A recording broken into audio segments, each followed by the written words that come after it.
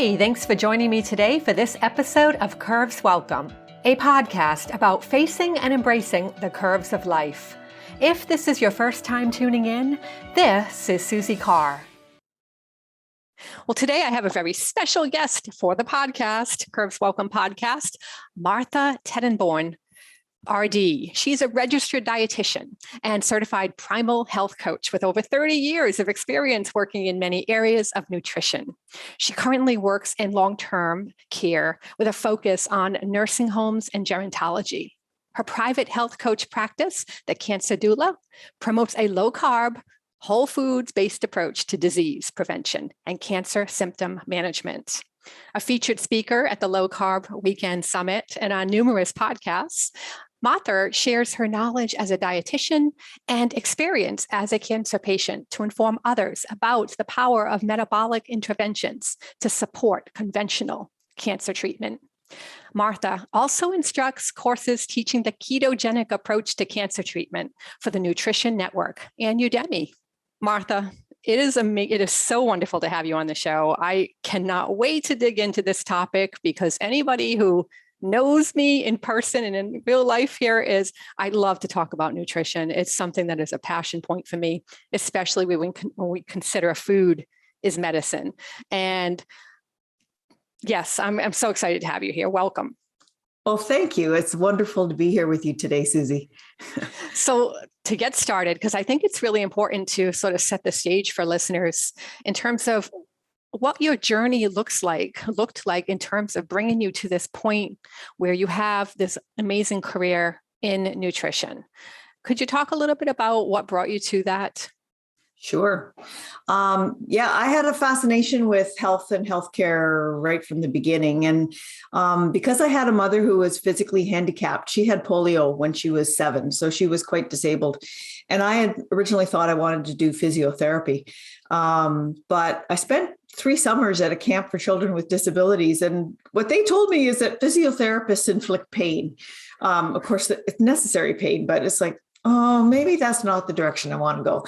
And so I ended up out of a personal interest in getting into the field of nutrition, even as a teenager in high school. And it was a very, very young science in the late 70s and early 80s. It was still very much being developed. I mean, when you go back to the history of nutrition science, it really only goes back about 100 or 120 years. So I went to university in the early 80s. I am that old. And it was the time of the McGovern Commission and the developing for the first time ever the low-fat nutrition guidelines that were basically imposed on all Americans. And from that point forward to all of the Western developed world, basically, Canada, I was at university in Canada, immediately adopted all the same guidelines. And then, of course, Australia and Britain and everybody has kind of gone down that route for the last 40 years. So that's basically, I did my university, did an internship, started practicing using the standard American, Canadian, Western diet and the low-fat guidelines to try and promote health. And I can really say that for the first 20, 25 years of my practice, I wasn't all that successful. So I started opening my mind to other alternatives, I guess you would say. And about 10 years ago, I discovered that there was this alternative approach using more fat, not thinking that fat was the enemy or that fat was evil, which is how I had been trained and how I had practiced for years. So I started looking into that a little deeper. Of course, I had spent my first 20 years trashing Dr. Atkins and telling everybody that this was dangerous and everything else, right? But I started realizing that there's this other school of thought. And then when I started digging into the science of it, I began to realize that there really was something there. And that, then in about the early mid 2000s, 2010, around there, the science of low carb and fat metabolism started to be more supported, and like some researchers started going back into this field that had basically been just dropped off the map back in the 1940s. And I became more and more interested and found that on a personal level, I felt better and I enjoyed my food more, and I lost weight going with a low carbohydrate, higher fat diet. I'm someone who has always battled the same 20 pounds up and down, up and down. Like I'm not overweight, but I'm not cosmetically thin. And so I was always fighting with the same 20, 30 pounds, right? And I was able to lose that using low carbs. So I decided a few years ago, I guess about 2016, to put my money where my mouth was. And I did the Primal Health Coach certification through Mark Sisson's Primal Health Institute and started a private practice using low carb. I live in a small city, about 25,000 people in rural Ontario, Canada. And my local family docs were absolutely mute on the topic of low carb. They would not send me referrals. There was no support whatsoever. So I was struggling with that. I had my practice going for a couple of years. I still work, my day job is long-term care, and I love it. But I really wanted to follow my passion into this low carb field. And then I got diagnosed with cancer, and that just sort of sent me off, talk about a curveball, sent me off into a whole different realm. But I used my nerdiness, my health research nerdiness to start looking into what I could do to help myself in terms of nutrition to go along with the cancer diagnosis. And that's where I found the field of cancer metabolism and the fact that there was actually a different metabolic processes take place in cancer cells than in healthy cells. There's actually a disordered metabolism in cancer cells. That was absolutely mind-blowing to me because I had no clue. I mean, I've been a dietitian for 30 years at this point, and I had no clue. All we had ever been told about helping cancer patients was, make sure that they don't lose weight while they go through treatment, basically, and do whatever you got to do, give them whatever you have to do to get enough calories in so that they don't lose weight. Because of course, not even cancer itself, but often it's cancer cachexia, or that muscle wasting that happens with advanced cancer that people die from. It's not actually the tumor itself.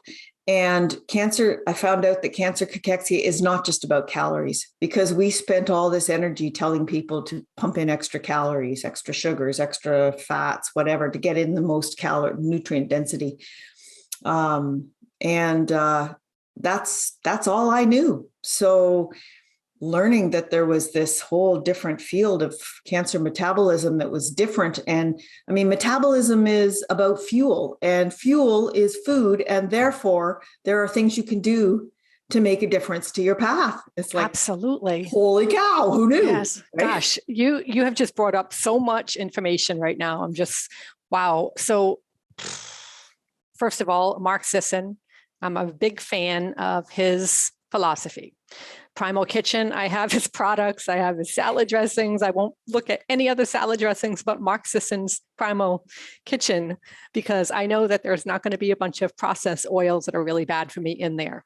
Exactly. Yeah. Yep. And so the interesting part for me is about 2 or 3 years ago, I discovered the ketogenic diet because my spouse was desperate to feel better about life and about his health and his weight. And, we were both going through health issues, nothing life-threatening, but still disturbing because we've always thought we were eating healthy. We were doing the right things for ourselves. We were trying not to eat a lot of sugar, processed foods. But I grew up thinking that fat was evil, just the word fat. I mean, I grew up in that generation when I was in my 20s where fat-free was everything. Fat-free, oh, I can eat a fat-free Entenmann's dessert because it's fat-free. It's not going to hurt me. I can eat fat-free muffins, all of that stuff, healthy choice, all of these brands. And it's amazing how marketing can put a spin on things and make you feel like you're doing something really healthy. And so it's really, there's so much information, and I cannot blame anybody out there who thinks they are doing something healthy and they really want to try to do something healthy, but they're still struggling because the companies that market to us are doing us a disservice. And I personally feel like the standards that are set by the federal government agencies that say that a low-fat diet is the way to help prevent heart disease and this and that, I feel like they're doing a big disservice to a lot of us. And it took a major brain shift for me to look at fat differently. And now I've adopted that Primal Kitchen, paleo / keto mindset. And so lifestyle, I should say. And I love cooking with fat, high quality fats now, because things, you had said it, things are more delicious. You had said that, delicious. Yes. Food tastes better when you're actually cooking with grass-fed butter, coconut oil, things like, things that are not processed, but they are healthy for you and the cells love it. Now, you said something about metabolism in cells that's really interesting to me. Wow, cells. Okay, our cells are made up. They can hurt us, they can help us. And when you talk about cancer metabolism within cells, can you give us a high level type of definition of what you actually mean by that? Yes, absolutely. Okay. So in a healthy cell, and I mean, our bodies have billions, trillions of healthy cells. Every cell, except for a couple in the body, like red blood cells are one that uses a different metabolism, but most of our cells contain a little organelle. It's like a little tiny organ inside the cell called a mitochondria. And the mitochondria is basically where fuel is burned. And the fuel that can go into that, it's a chemical process, right? With a bunch of different steps. And it was all sort of discovered and delineated back in about the 1930s and 40s. They call it the Krebs cycle. And so a fuel nugget, which is called an ATP, that has been broken down from either carbohydrates or fat or protein remnants or whatever. This little ATP goes into this chemical process in the mitochondria, and about 36 different, a glucose molecule goes into the mitochondria, and about 36 different ATPs will be generated, these little charged particles that actually give the energy to other aspects of the cell. About 36 of them will be produced from one glucose molecule that goes into this Krebs cycle as it gets broken down, and chemical bonds release energy generally as they're broken. In most cancer cells, the mitochondria, that the architecture of the actual mitochondria, if you look at it under a microscope, is damaged. And so that the process that goes on in there doesn't work as well. Sometimes not at all. A cancer cell will preferentially choose to use a different energy breakdown process, and that's called fermentation. And it happens in the cytoplasm, which is the liquid that's inside the cell. So it's a very fast chemical reaction that produces energy extremely quickly.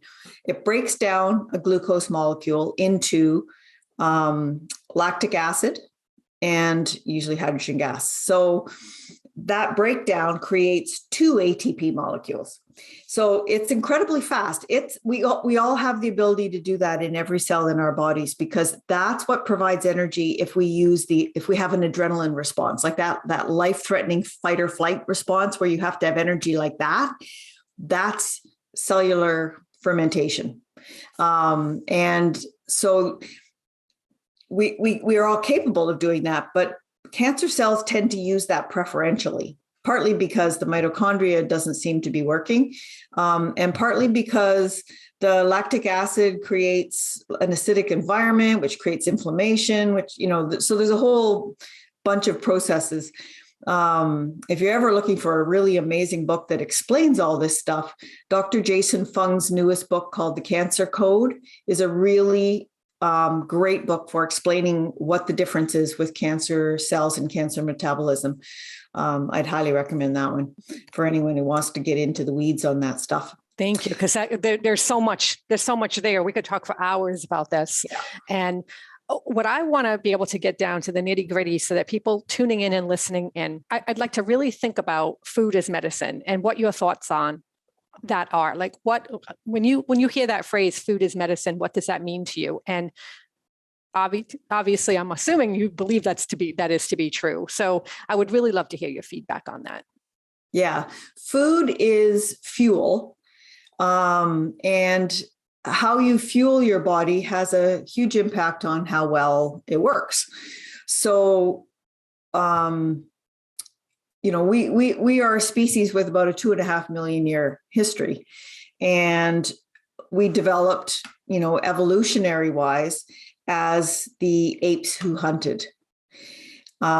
We became, we departed from our ape ancestors in terms of them being, some of them are, almost totally herbivores, not all of them, but they're omnivores.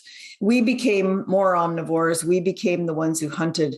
And what the feeling is when you read some of the research is that we hunted, not only did we hunt protein like meat, but we hunted fat. So, as a species that could work together, we could hunt for not the weak and the dead and the dying and the scavenger type hunting, but we could hunt for the primo ones, the ones that had the highest fat content, the alpha males, all that kind of stuff, the head of the herd. And they went straight for the brains and the guts and the parts that had lots of fat, right? You look at the Inuit peoples of the far north and their traditional cultures. I mean, the parts of the kills that are the most valued are the high fat parts. The muscle meat, the ones that we as North American steak eaters all think is like the best part of the beast. That's what they feed to the sled dogs, right? Just like the straight muscles go to them. Like they're all for the liver and the brains and the cheeks and and the fat, the layers of fat on those seals and stuff. So as a species, we evolved eating that meat, eating fat, animal fat. And plants got us through rough times, and plants supplemented what we ate, but plants were not the core of what made us human. We had to develop this incredible brain, this brain that weighs like over 4 pounds inside our heads, and that uses about 20% of all the energy that we consume. And to do that, we had to have a high nutrient density diet. And that's, so food as fuel has made us human. When we learn to cook and make the nutrients in our food more bioavailable, that also boosted the amount of nutrition that we got, which also helped with our brain development and stuff. Nowadays, because our diet is so highly processed and so focused on real low nutrient density foods, just the concept of using high nutrient density foods is treated like medicine, like it's a way of making an unhealthy body into a healthy body. When you actually are dealing with a disease process, then there can be you have to look at what that disease process is and how it works in the body. And then there are very specific things that you can do in terms of food, that will impact on that metabolism. So someone who's a diabetic would eat a certain way. Someone who's dealing with cancer would eat a certain way. Someone who's got, hypertension would eat a certain way. Someone who wants to lose weight would eat a certain way. So yeah, food as fuel is incredibly powerful. I don't think we even understood before. What I really love and respect what you just said is we all have different needs, because I know a lot of people listening in right now might be skeptical and say that I have diabetes. I can't do a certain type of diet because I'm type 1 diabetic and it could be dangerous for me. Or it could be that, I personally have hypothyroidism and Hashimoto's disease. I can't eat soy. That's the worst thing on the planet for me to be eating for my thyroid. So to become a vegan or vegetarian would be really hard for someone like myself, because I can't eat those kinds of foods that would support that kind of a diet. So we all have different certain needs. And so when I think about, like for me, the ketogenic paleo diet works wonderfully with my hypothyroidism and my autoimmune disorder, because I'm not eating any of the processed foods or the grains or the sugars that would actually make that condition even worse. I mean, I have blood data that says when I eat a gluten, highly processed, sugar infested diet, my blood results are very different than when I am really disciplined and I eat maybe 90% great, maybe 10% treats here and there, because I think I have to be realistic. But that when I eat that, when I am nutritiously focused on what my disorder is, I have great results in my blood work and it shows. And so I really am an advocate of tailored nutrition for the issues that you're dealing with. And I love that you said, 90 and 10, because life is not, 100% anything, really. It's really hard to be 100%. I did try, I have to tell you, when I first heard about the ketogenic diet, I went in full force. I said, okay, I am throwing everything out in my house pretty much, because that can't be on. I can't have any of this stuff. And I am going to do this thing. And my spouse and I did it for 6 months straight without one small, we didn't veer from it at all. And I went right back down to my weight in my teenage years. I mean, I was like at the perfect weight. I had muscle tone. It was amazing. I had energy through the roof, clarity. All my blood work results came back positively normal. It was an amazing feeling. But then, we went into the summer months, and that's when all of a sudden everyone's having a barbecue. I know. Or people are getting together, or corn on the cob and fresh peaches. Yes, we have a vacation planned. And then all of a sudden we go off I call it the wagon, because in a way, when you're so disciplined and then you stop that for like a weekend and you think, okay, we'll just have one weekend where we'll go crazy and then we'll get right back to this. That's when the strategy started to fail for me. I will tell you, I'll be honest about that. And I was like, I want an apple. God, I want an orange. Then I started, ketogenic diet, those are off limits. So then I kind of went from that to paleo, and that actually worked wonderfully with my system, because I wanted carrots, I wanted sweet potatoes. Orange vegetables are really important for someone with a hypothyroidism, I learned. And so I felt very satiated on that, and I still do to this day. And I will have those 10% moments where if I want to have popcorn, because I love popcorn, I'll have popcorn, I'll have chocolate, I'll have a dessert. It's just not part of my daily intake. It's part of a treat. It's a treat. And it's when we go out with friends, I can be a little bit more relaxed, but then get right back onto the disciplined part, because it's not it's a choice when you want to eat nutritiously. It is a choice, and it's a really hard choice sometimes to make. What would you say to those people listening who desperately want to feel better about themselves and their bodies and their health? They want to, and they struggle with being able to be able to think they can maintain something like that. That's the hardest part with any kind of. But you don't have to be 100%, and you don't need. That's the thing. Like when I was going through chemotherapy, I used a really strict ketogenic diet. That was I used it as a medical tool, and I used fasting through my chemotherapy treatments to impact on my side effects. And I was extremely successful with that. But that was a tool that I used during that time. That's not how I live now. I'm 3 years out from my initial diagnosis pretty much. And I eat a healthy, mostly whole foods based, low carb diet. Right. It's summer. We probably have corn on the cob twice a week right now, because I live in the middle of rural Ontario. I can buy it on the way home from work. Right. I have a grass-fed farmer that I can stop and buy stuff from their front porch on my way home from work. I'm pretty lucky that way. But it's peach season. It's fresh peach season. Yes. Right. But I don't need to bake it into a pie. I'm happy eating a fresh peach. So in the dead of winter, I'm not buying, peaches from Chile. I don't need those things. So I guess to someone who's worried that they have to go in 100% with something like this, you don't. Little changes will start you moving towards a healthier life, a better goal. But if you're dealing with something medically, then you might need to go further than just the healthy lifestyle stuff. But then that's a choice. You have that motivation. I was extremely motivated when I was going through chemotherapy, oh boy. And I was extremely motivated to do 72-hour fasts every time I had a chemo treatment. And people kind of go oh my God, that's so hard. But, it wasn't that hard. I was fully fat adapted. I was, it was a supported fast. I had coffee and bone broth and tea and, that sort of stuff. And I had a chemo treatment in the middle, which makes you feel like crap anyways.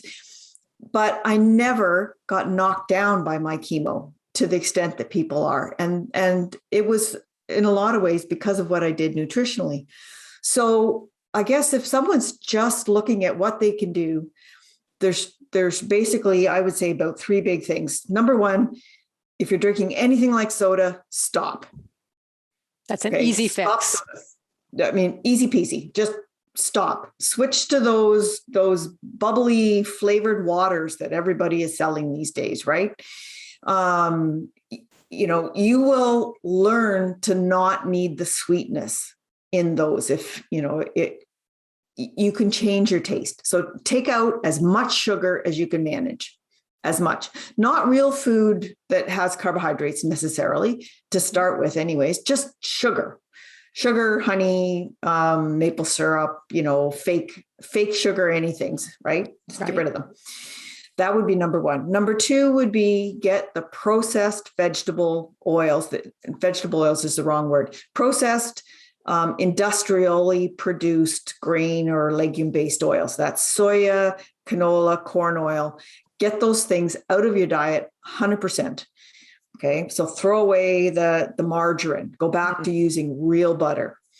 Doesn't have to be grass-fed butter, real butter, just real butter foods. And that's the thing. One of the things dietitians are really good at is meeting people where they are and making changes based on where you are now. So if you have to do all of your food shopping at Walmart and buy the cheapest of everything, that's fine. Do it. But don't buy the processed crap, cheap stuff. Buy the cheapest brand of butter real butter that you can find. Buy ground beef.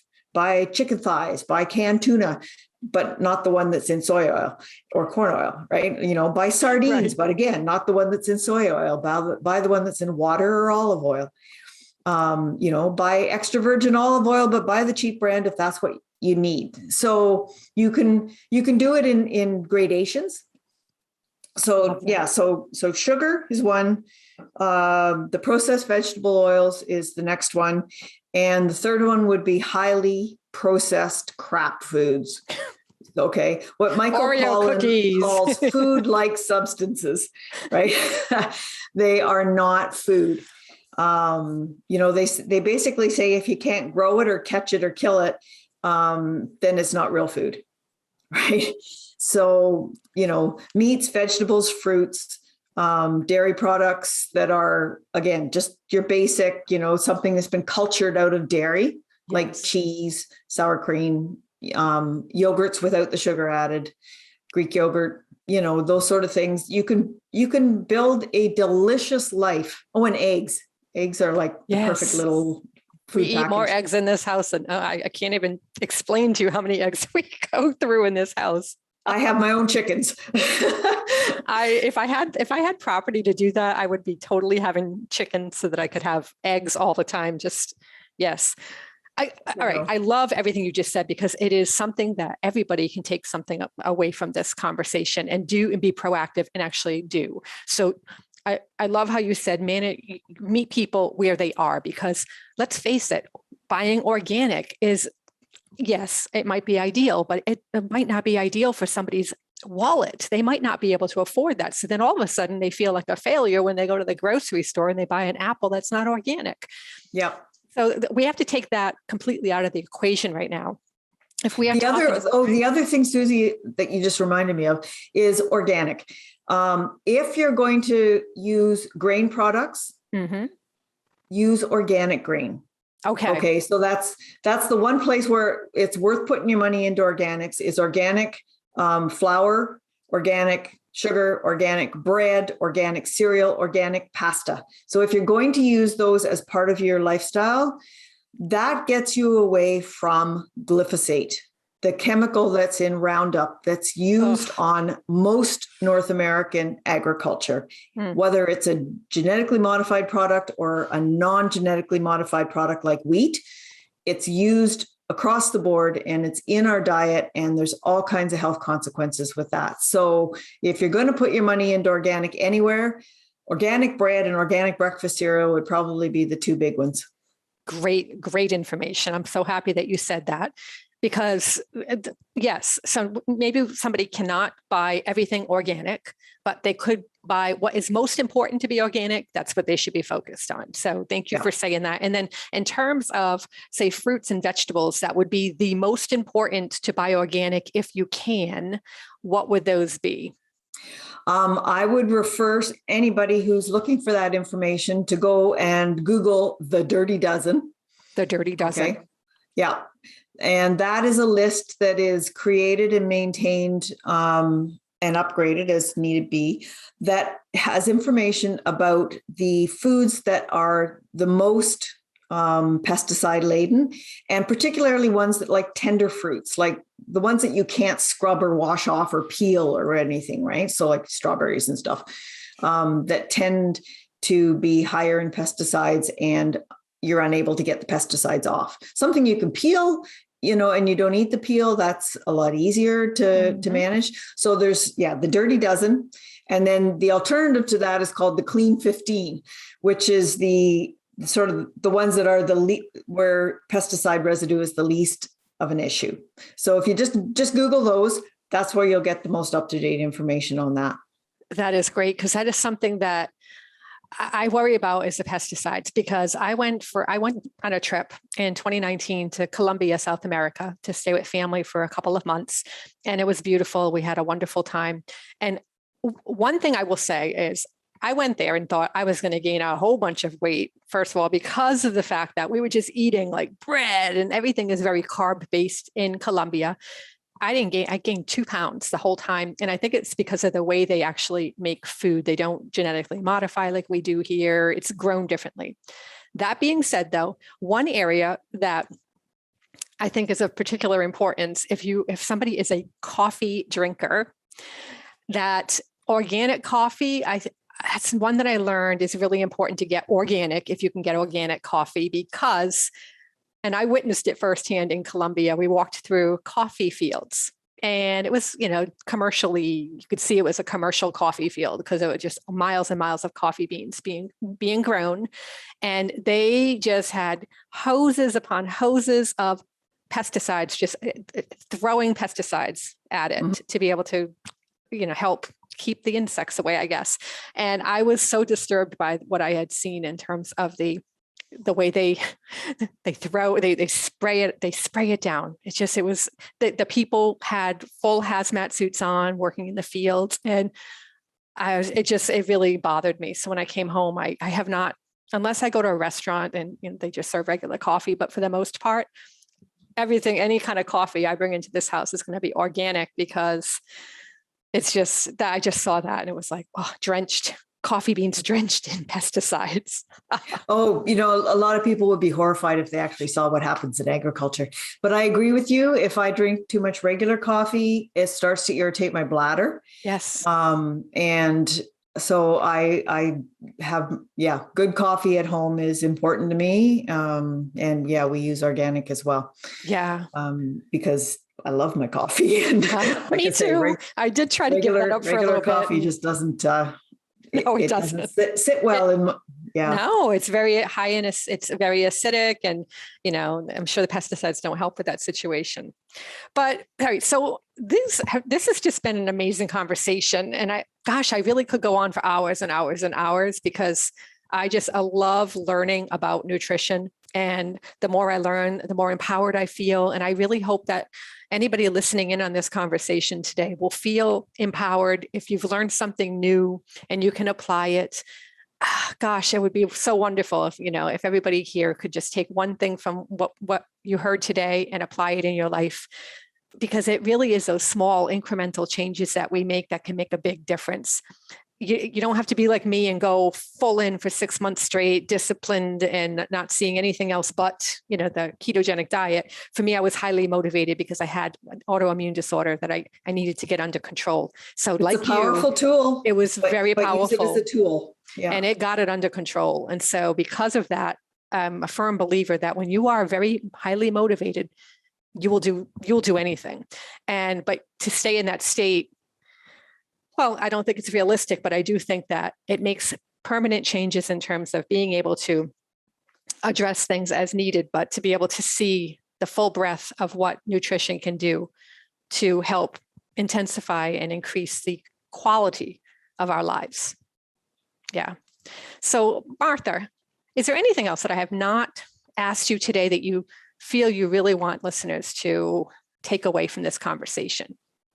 I guess I should probably talk a minute about the book. Yes, please do. I was so gobsmacked to find out about cancer metabolism and that this existed, and people didn't seem to know about it. People in the system, and I mean, I work in the medical system. I've been in Western medicine for 35 years. So I decided, I started a blog because I know when I was diagnosed, I wanted to find other people's stories. And so I started a blog about my cancer experience. And then I decided to write a book from the perspective of a dietitian and a cancer survivor who had used nutrition interventions to really have a huge impact on my experience of chemotherapy. So, and this is all evidence-based. The research is there. It's not to the point yet where you're going to see people making recommendations or policy statements based on it, because it still needs to work. It'll be a while before that happens. But cancer patients don't have time to wait. They need these interventions now. So I wrote the book, Hacking Chemo, using ketogenic diet, therapeutic fasting, and a kick-ass attitude to power through cancer. And it's partly my story, and it's partly a sort of a description of the science and the evidence about using nutrition interventions. And then the rest is sort of a how-to manual. It's got a keto diet primer. It's got recipes. And then it's got a good size section about the mental and emotional and spiritual aspects of going through cancer as well. Because that's a big part. Your attitude is a huge factor in how well you get through cancer. And so that's the book's available on Amazon and through Barnes and Noble and a variety of different places as both an ebook or a paperback. And I'm really passionate about getting the message out to more people that nutrition has this power to actually impact on. It's not going to cure cancer. This is not a cure for cancer. This is an adjunct to cancer therapies that will help you to not only make the cancer therapies more effective, but also make you survive the cancer better, and the cancer treatment, because the treatment itself has all kinds of nasty side effects.